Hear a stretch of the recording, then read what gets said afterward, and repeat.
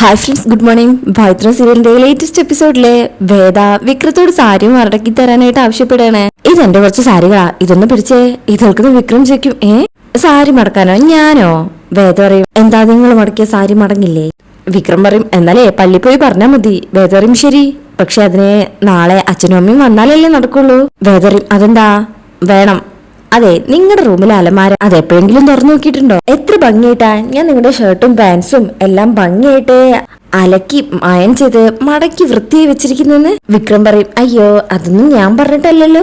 വേദ പറയും, പറയാതെ ചെയ്യുന്നതിനെയാ സ്നേഹം എന്ന് പറയുന്നത്. വിക്രം പറയും, എനിക്ക് നിന്റെ സ്നേഹം വേണ്ടെങ്കിലോ? അയ്യോ, അങ്ങനെ പറയരുതേ. നിങ്ങളുടെ മുക്കിടുന്ന പോലത്തെ ശബ്ദവും വെട്ടുപോത്തിന്റെ നോട്ടോ കൊല്ലം പാകത്തിലുള്ള ചിരിയാകുമ്പോ എന്റെ മനസ്സാകുന്ന കൂട്ടിൽ നിന്നും സ്നേഹങ്ങളുടെ കുരുവിക്കുട്ടിയെ പറന്നങ്ങ് വരുവന്നേ. കൂ കൂ കൂ എന്തിങ്ങനെ വിളിച്ചോണ്ടേ എന്ന് പറഞ്ഞ് വിക്രത്തിന്റെ അടുത്തേക്ക് അങ്ങ് വരുമ്പോ വിക്രം പറയും, അയ്യേ പോർന്ന്, സാരി മടക്കാതെ ഞാൻ പോവില്ല. വിക്രം അവിടുന്ന് അനങ്ങുന്നില്ല. അതിൽ വേദ പറയും, വാ വിക്രം, പ്ലീസ് ഒന്ന് സഹായിക്കേ, എനിക്ക് ഒറ്റയ്ക്ക് പറ്റാഞ്ഞിട്ടല്ലേ. വിക്രം പറയും, നാശായല്ലോ ഇത്. വേദ പറയും, ആയിക്കോ, എത്ര വേണമെങ്കിലും പ്രായിക്കോ, ഞാൻ തിരിച്ചൊന്നും മിണ്ടൂല, പ്ലീസ് നേ എന്ന് പറഞ്ഞ് ആ സാരി വിക്രത്തിന്റെ മടിയിലേക്ക് അങ്ങ് വെച്ചെടുക്കും. ഇങ്ങനൊരു കാലക്കേടെ ലോകത്ത് ആർക്കും വരരുത്, എടുക്കും കൊണ്ട് സാരി ദാ എന്ന് പറഞ്ഞ് വേദ കൊടുക്കും. അങ്ങനെ വിക്രം അത് പിടിച്ചു വലിക്കുക. വിക്രം ചെയ്യുന്ന കണ്ട് നോക്കി ഇങ്ങനെ നിൽക്കുമ്പോ വിക്രം പറയും, നോക്കി നിൽക്കാതെ മടക്കാൻ നോക്കടി. അതിൽ വേദ അപ്പൊ വേദ ഇങ്ങനെ പിറുപിറുക്കുന്നുണ്ട്. നിങ്ങളെ എങ്ങനെ ഒടിച്ചു മടക്കണം എന്ന് ആലോചിക്കായിരുന്നു. എന്ത്?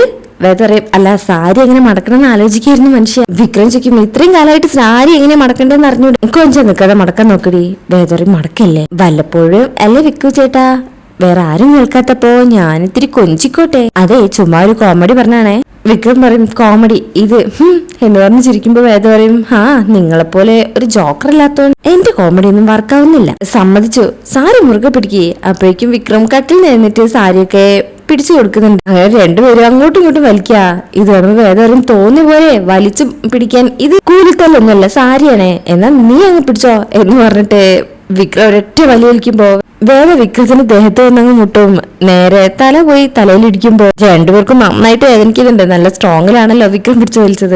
നിങ്ങളുടെ തല നിറച്ചെന്തോ കരിങ്കല്ലാണോ? വിക്രം പറയും, നിന്റെ തലവിന് പഞ്ഞിക്കെട്ടാണല്ലോ, വേദനയൊക്കെ എനിക്കുണ്ട് എന്ന് പറഞ്ഞിങ്ങനെ തല ഒഴിയും.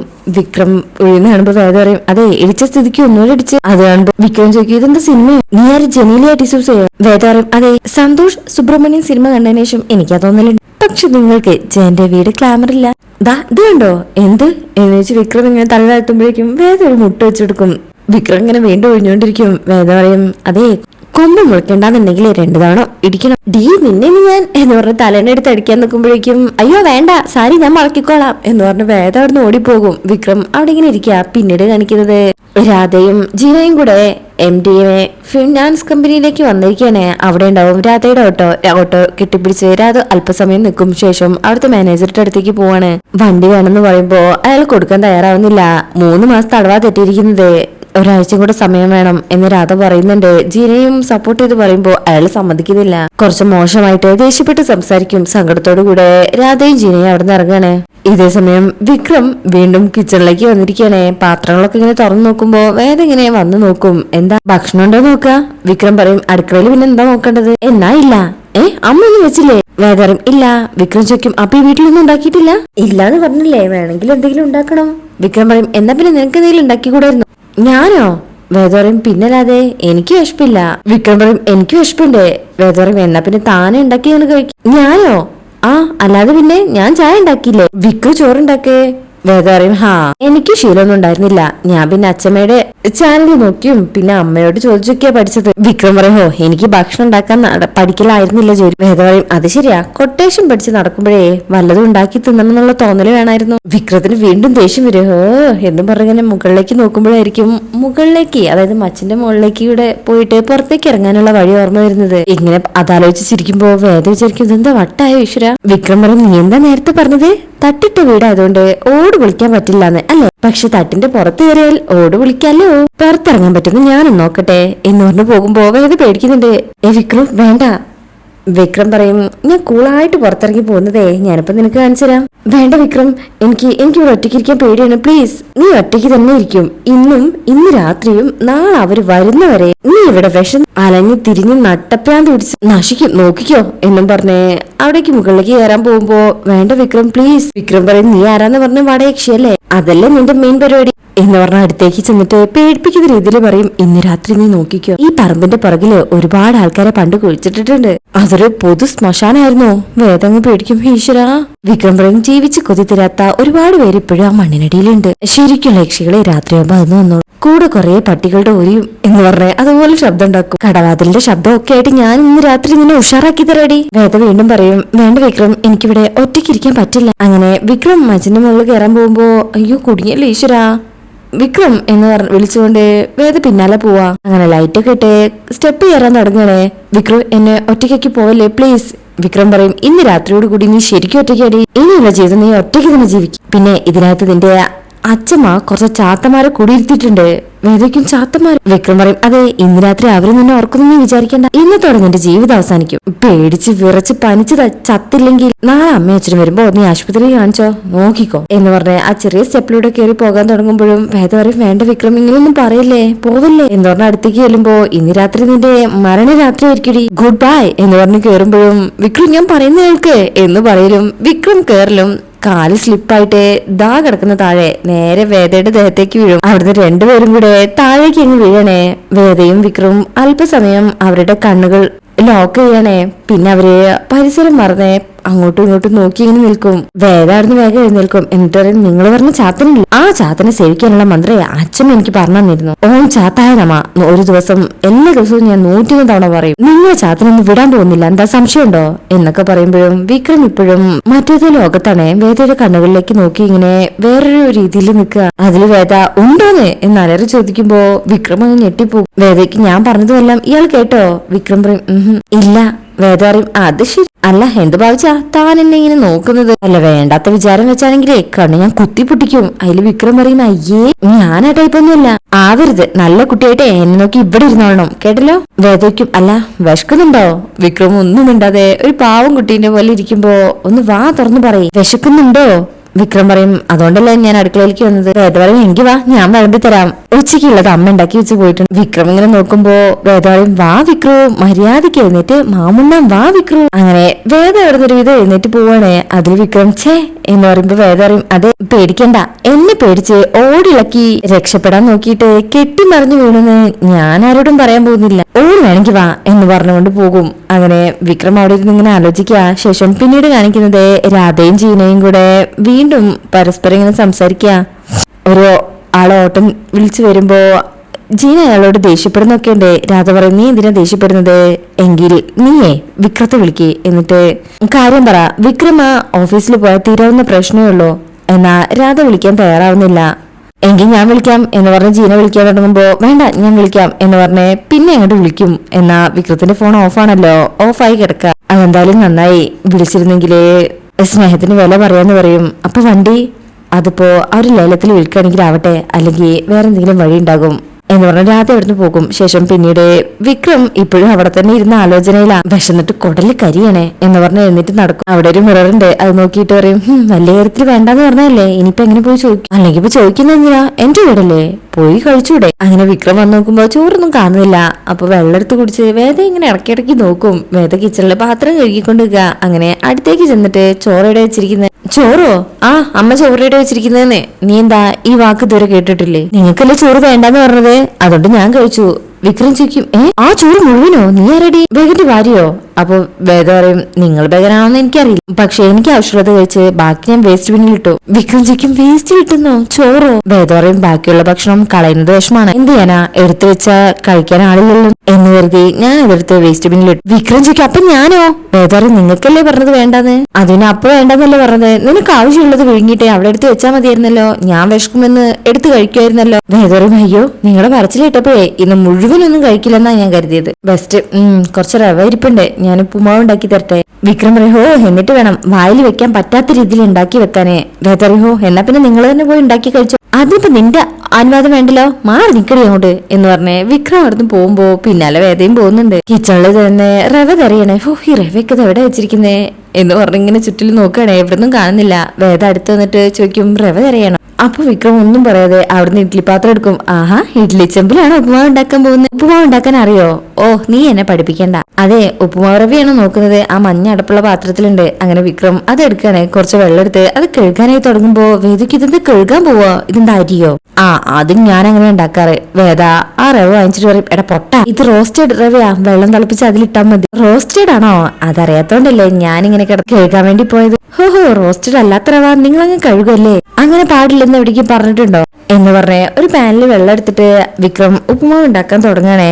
വേദ ഇങ്ങനെ നോക്കി നിൽക്കും. അടുപ്പാണെങ്കിൽ കത്തുന്നില്ല. അപ്പൊ വിക്രം അടുത്ത ഭാഗത്ത് വെച്ച് കത്തിച്ച് വെള്ളം ഉണ്ടാക്കണേ. ഈ സമയം വേദയ്ക്കും ഇതെന്താ റവ ഒഴിക്കാനുള്ള വെള്ളാണത്. വിക്രം മൈൻഡ് ചെയ്യാണ്ട് നിൽക്കുമ്പോ വേദയ്ക്കും നിങ്ങളെന്താ ഉപ്പുമാവാണോ അതോ കുറുക്കാണോ ഉണ്ടാക്കാൻ പോകുന്നത്? വിക്രം ചോദിക്കും ഉപ്പുമാവ് എന്താ ഈ പാത്രത്തിൽ ഉണ്ടാക്കിക്കൂടെ? നിങ്ങൾ എന്തെങ്കിലും ചെയ്യേ എന്ന് പറഞ്ഞു നോക്കി വേദ പോകാൻ തുടങ്ങുമ്പോ ചീനച്ചട്ടിയിൽ ഉണ്ടാക്കിയ മതിയോ? അങ്ങനെ വേദ വന്നിട്ട് ഉപ്പുമാവ് ഉണ്ടാക്കേണ്ട രീതി വളരെ സിമ്പിൾ ആയിട്ട് അങ്ങ് പറഞ്ഞു കൊടുക്കും. ഇതാണ് ഉപ്പുമാവ് ഉണ്ടാക്കേണ്ട രീതി. അതിവിടെ അമ്മ ഉണ്ടാക്കുന്ന സ്റ്റൈലാ. ഞാൻ ഇത്തിരി നോർത്ത് ഇന്ത്യൻ സ്റ്റൈൽ പരീക്ഷിച്ചാലോ ആലോചിക്കാം. വേദറിൻ എന്നല്ലേ നിങ്ങൾ അങ്ങനെ ഉണ്ടാക്കി അങ്ങ് വിഴിക്കോട്ടോ എന്ന് പറഞ്ഞ അവിടുന്ന് പോയി ഇങ്ങനെ നോക്കുമ്പോ വിക്രം ഉള്ളിയൊക്കെ എടുക്കണേ. ഇങ്ങനെ സവോളൊക്കെ എടുത്ത് കട്ട് ചെയ്ത് അതൊക്കെ ഉണ്ടാക്കാൻ തുടങ്ങും. സവോള കട്ട് ചെയ്യുമ്പോൾ ആളുടെ കണ്ണൊക്കെ എരിയുന്നുണ്ട് കേട്ടോ. കണ്ണൊക്കെ വെള്ളം വരുന്നുണ്ട്. ശേഷം വേദ പറഞ്ഞത് പ്രകാരം ചീഞ്ചട്ടിയൊക്കെ വെച്ച് കടുകൊക്കെ വെളിച്ചെണ്ണ ഒഴിച്ച് പൊട്ടിച്ച് ആ രീതിയിൽ അങ്ങ് ഉണ്ടാക്കി തുടങ്ങണേ. റവയൊക്കെ ഇത്തിരി ഇട്ടിട്ട് മിക്സ് ചെയ്ത് വെക്കും. പിന്നെ അല്ല, അതെ, ഒരു പ്ലേറ്റ് എടുത്ത് വന്നാ കൊതി പറ്റാതിരിക്കാൻ ഇത്തിരി, അതും മര്യാദയുടെ പേരില്. നിന്നെ പോലെ ഒറ്റയ്ക്കിരുന്ന് കഴിക്കാൻ ശീലമില്ലാത്തതുകൊണ്ട് അല്പം തരാം, വന്ന് നോക്ക്, പാത്രം എടുത്തു വാ.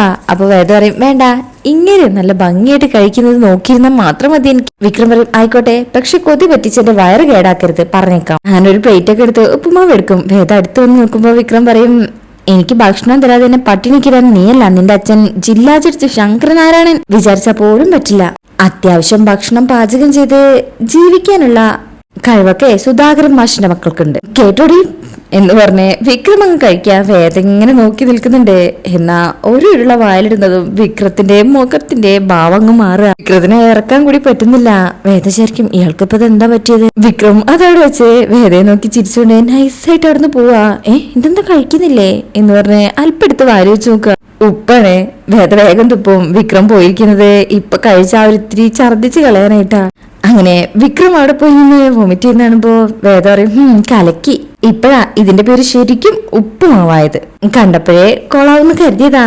വിക്രം ചോദിക്കും ഇനിയിപ്പോ എന്ത് ചെയ്യും? വേദ പറയും ഒരു ബക്കറ്റ് വെള്ളം എടുത്തിട്ട് അതിനകത്തിട്ട് കലക്ക്, എന്നിട്ട് കാടി വെള്ളം കുടിക്കുന്ന പോലെ അങ്ങ് കമിഴ്ത്ത്. ഒരു പാത്രം ഉപ്പുമാവ് പോലും ഉണ്ടാക്കാൻ പറ്റാത്ത താനൊക്കെ എവിടുത്തെ ഗുണ്ടയാടോ? ഛേ, ഗുണ്ടകൾക്ക് വരെ നാണക്കേടാണല്ലോ. ഗുണ്ടയുടെ പേര് കളയാനായിട്ട് എന്ന് പറഞ്ഞവിടുന്ന് പോകുമ്പോ വേദ പറഞ്ഞു കേട്ടിട്ട് വിക്രം വിചാരിക്കും ഇവളെന്താ ഇങ്ങനെ പറഞ്ഞത്?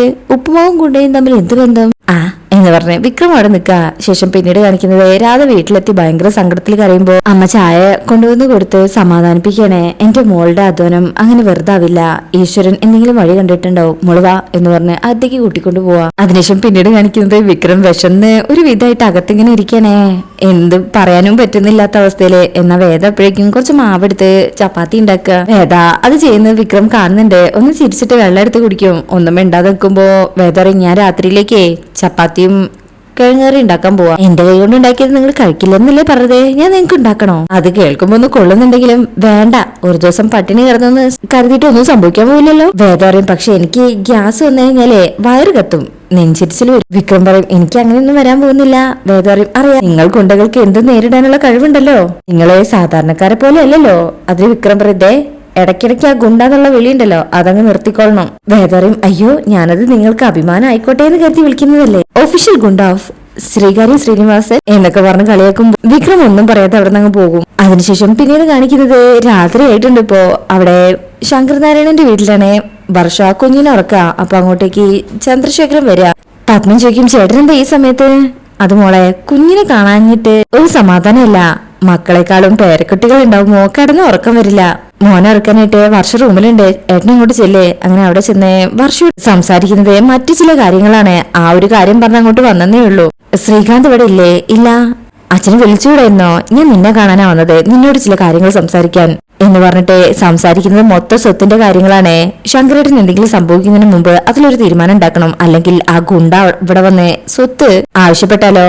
അങ്ങനെയൊന്നും ചെയ്യില്ലെന്ന് അച്ഛൻ തന്നെയല്ലേ പറഞ്ഞത്, പറഞ്ഞിട്ട് കാര്യമില്ല. ചിലപ്പോ അവർക്ക് വേണ്ടി വാദിക്കാൻ പോകുന്നത് ദർശൻ തന്നെയായിരിക്കും. ദർശനും വേദയും ഒന്നിക്കുന്നേ എനിക്ക് തോന്നുന്നില്ല. പക്ഷേ സ്വത്തുക്കൾക്ക് വേണ്ടിയിട്ട് അവർക്ക് വേണ്ടി വാദിക്കാൻ വർഷം തന്നെ തയ്യാറായാലോ?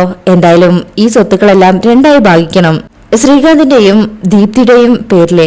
ദീപ്തിയുടേത് നമ്മുടെ വീട്ടിലേക്ക് വരാനുള്ള വഴിയൊക്കെ ഞാൻ കണ്ടിട്ടുണ്ട്. നീ ഒന്ന് സംസാരിച്ചാ മതി. അല്ല, ശങ്കരേട്ടൻ ഇപ്പൊ എങ്ങനെയുണ്ട്? കുഴപ്പമില്ല, പക്ഷെ ഒരു ടെൻഷൻ ഉണ്ട്. അതുകൊണ്ടാ ഞാൻ പറഞ്ഞത്. ആ ടെൻഷൻ ഇനി വന്നു കഴിഞ്ഞാല് ശങ്കരേട്ടൻ ഇനി അധികകാലം ഉണ്ടാവുമെന്ന് തോന്നില്ല. അച്ഛനെന്താ ഇങ്ങനെ സംസാരിക്കുന്നത്? പിന്നല്ലാതെ ഡോക്ടർ നിങ്ങളെ പെണ്ണുങ്ങളോട് ടെൻഷൻ ആവാതിരിക്കാൻ പറഞ്ഞേ ഉള്ളൂ അങ്ങനെ. പക്ഷേ ഇപ്പൊ വന്നിരിക്കുന്നത് നല്ല സ്ട്രോങ് ആയിട്ട് തന്നെയാ. ഇനിയൊരു തവണ കൂടെ വന്നു കഴിഞ്ഞാല് ആളുണ്ടാവില്ല.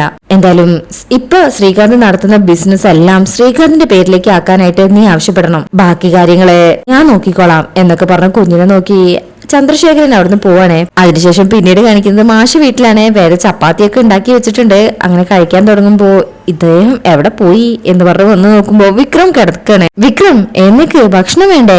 എനിക്ക് വേണ്ട, ഒരു ദിവസം ഒന്നും കഴിച്ചില്ലെന്ന് കരുതി എനിക്ക് ഒന്നും സംഭവിക്കാൻ പോകുന്നില്ല എന്ന് പറഞ്ഞ് അവിടെ തന്നെ കിടക്കുമ്പോ വേദ പോയി കഴിക്കാൻ നിൽക്കാണ്. പക്ഷെ വേദയ്ക്ക് കഴിക്കാൻ പറ്റുന്നില്ല. ഈ വിക്രത്തിന് ഇത് വിശക്കുന്നൊന്നില്ലേ? അതേസമയം വിക്രം കട്ടിലിരുന്ന് എന്തൊരു വിഷമായത്. പെട്ടെന്നായിരിക്കും വേറെ ഫുഡ് കഴിക്കണല്ലോ. മസാലയുടെ മണമൊക്കെ വരുന്നത്. മസാലയുടെ മണം അങ്ങോട്ട് വരുന്നുണ്ടല്ലോ. ശേഷം വിക്രം ലൈറ്റ് ഓഫ് ചെയ്ത് മൂടി പൊച്ച് കിടക്കും. വേദപ്പോഴേക്കും ഫുള്ളായിട്ട് ഭക്ഷണം കഴിച്ചു കഴിഞ്ഞ് പാത്രമൊക്കെ കഴുകി വിക്രത്തെ അന്വേഷിച്ചു വരും. കിടന്നിറങ്ങാനുള്ള സമയം ആയിട്ടില്ലല്ലോ വിക്രം. വിക്രം പറയും എനിക്ക് ഇറങ്ങാനുള്ള നേരമായി. ശേഷം വേദ പറയുന്നത് ഫുഡിനെ കുറിച്ചാ. ഇന്നത്തെ കിഴങ്ങേറിയ പെർഫെക്റ്റാ. എല്ലാം പാകം. എത്ര നാളായി ഇത്രയും ടേസ്റ്റ് ഉള്ള ഒരു സ്റ്റൂ കഴിച്ചിട്ട്? വിക്രത്തിന് കേട്ടിട്ട് സഹിക്കുന്നില്ല. അല്ല, നീ എന്താ ഇവിടെയാണോ കിടക്കാൻ പോകുന്നത്? വേദയ്ക്കും എന്താ ഞാൻ ഇവിടെ തന്നെയല്ലേ കിടക്കേണ്ടത്? വിക്രം പറയും ഹോളിലായിരുന്നല്ലോ പായ വിരിപ്പ്, അവിടെ തന്നെ പോയി കിടന്നാ മതി. വേദ പറയും അത് പണ്ടേ നമ്മൾ 3 തവണ കല്യാണം കഴിച്ച അപൂർവ ദമ്പതിമാരല്ലേ, അതുകൊണ്ട് ഞാൻ ഈ റൂമിൽ നിന്ന് മാറില്ല എന്ന് പറഞ്ഞേ കമരമേ ബന്ധം എന്ന് പറഞ്ഞ പാട്ടും പാടി ഇങ്ങനെ നിൽക്കുമ്പോ വിക്രം പറയും ഇനി ആ പാട്ട് പാടരുത്. വേദ പറയും എന്താ നല്ല പാട്ടല്ലേ? എന്തൊരു കെമിസ്ട്രി അവർക്കിടയിലെ. വിക്രം പറയും നമുക്കിടയിലെ കെമിസ്ട്രിയും ഫിസിക്സ് ഒന്നും ഇല്ല. വേദ പറയും ഇങ്ങനെ വെട്ടുപോത്തിന്റെ പോലെ കിടന്നാലേ കെമിസ്ട്രി ഒന്നും ഉണ്ടാവില്ല. അത് തനിയെ ഉണ്ടായി വരണം. അങ്ങനെ വരണമെങ്കിൽ അതിൻ്റെതായിട്ടുള്ള സിറ്റുവേഷൻസ് ഉണ്ടാവണം. ആ സിറ്റുവേഷൻ മനസ്സുകൊണ്ട് അംഗീകരിക്കണം. പൂക്കളൊക്കെ വിരിയുന്ന പോലെ നാച്ചുറലായി സംഭവിക്കണം. വിക്രം പറയും അയ്യോ വേണ്ട, താല്പര്യമില്ലാത്തോണ്ടാ. മനസ്സിൽ അല്പമെങ്കിലും ആഗ്രഹം ഉണ്ടെങ്കിലേ അങ്ങനെയുള്ള തോന്നലൊക്കെ ഉണ്ടാവും. അല്പം കവിതയും സംഗീതമൊക്കെ വേണം. ചെറുമരങ്ങളില് വസന്തം വരുന്നത് പോലെയാവണം പ്രണയം ഇഷ്ടമൊക്കെ ഉണ്ടാവേണ്ടത്. അതിൽ വിക്രം ചാടി എഴുന്നിട്ടേക്കും പ്രണയോ? എനിക്കോ? നിന്നോടോ? എനിക്കോ എന്ന് പറഞ്ഞിങ്ങനെ ചിരിക്കുമ്പോ വേദ പറയും നിങ്ങൾക്കോ? നിങ്ങളെ കുറിച്ചാണെന്ന് ഞാൻ പറഞ്ഞു. ഞാനേ ആ പാട്ടിലെ കാര്യങ്ങൾ പറഞ്ഞതാ. ഒരു റൂമിൽ ബന്ധിതരായ ആ കാമുകന്മാരെ കുറിച്ച്. അത് കേട്ട് അങ്ങനെ വല്ല വേഷം കെട്ടുമായിട്ട് നിങ്ങൾ വന്നാ ഷേപ്പ് ഞാൻ മാറ്റിക്കളയും. വിക്രം ആകെ ചമ്മുന്നുണ്ട്. അയ്യേ. വേദ പറയും നിങ്ങൾക്ക് മരണം വരെ നമ്മുടെ കട്ടിലെ അങ്ങേ അറ്റത്ത് മൂടി പൊതിച്ച് ഉറങ്ങാനാണ് യോഗം. കേട്ടോ വിക്രക്കുട്ട? ഹം തും ഏക കമരേ മേ ബന്ധോ എന്ന് പറഞ്ഞിങ്ങനെ പാട്ടാടും. ഹോ എന്ന് പറഞ്ഞ ദേഷ്യത്തിലെ വിക്രം മൂടി പൊതിച്ച് ഉറങ്ങാണേ. അങ്ങനെ വേദ അതും നോക്കി ഇങ്ങനെ ചിരിച്ചു നിൽക്കുന്നത് കാണിച്ചിട്ടാ ഈ ഭാഗം കഴിയുന്നത്. പിന്നീട് കാണിക്കുന്നത് നെക്സ്റ്റ് പ്രൊമോ ആണ്. വിക്രമും വേദയും പിറ്റേ ദിവസം എന്തോ അടിപിടി കൂടുന്നുണ്ട്. വേദ വിക്രമും കൂടെ അടിപിടി കൂടാണ്. അതില് വേദയെ എടുത്തോടുന്ന സമയത്തായിരിക്കും എല്ലാവരും വീട്ടിലേക്ക് തിരികെ വരുന്നത്. അവര് ഡോർ തുറക്കുമ്പോ കാണുന്നത് വിക്രം വേദയെ എടുത്തു നിൽക്കുന്നതാ. ഈ കാഴ്ച കാണുമ്പോ നന്ദിനി ഇങ്ങ് ഞെട്ടിപ്പോവും. ബാക്കി എല്ലാവർക്കും ചിരി വരണം. ആകെ നാണക്കേട് അവർക്ക് തന്നെ തോന്നാ. ഇത് നന്ദിനിക്ക് സഹിച്ചിട്ടില്ലെന്ന് വേദയ്ക്ക് മനസ്സിലാവും. വിക്രമും വേദയും ആകെ ചമ്മിയിട്ടുണ്ട്. വിക്രമിന്റെ മുഖത്ത് ആ ഒരു രീതിയിലുള്ള ചിരിയാ. അപ്പൊ ഇതിന്റെ ഡീറ്റെയിലും പ്രൊമോ റിവ്യൂ ആയിട്ട് നമുക്ക് നാളെ കാണാം. അപ്പൊ റിവ്യൂ ഇഷ്ടപ്പെട്ടിട്ടുണ്ടെങ്കിൽ ചാനൽ അവരൊന്ന് ലൈക്ക് ചെയ്ത് സബ്സ്ക്രൈബ് ചെയ്ത് നിങ്ങളുടെ വിലയേറെ കമന്റ്സ് രേഖപ്പെടുത്തി സപ്പോർട്ട് ചെയ്തേക്കണേ. Thank you.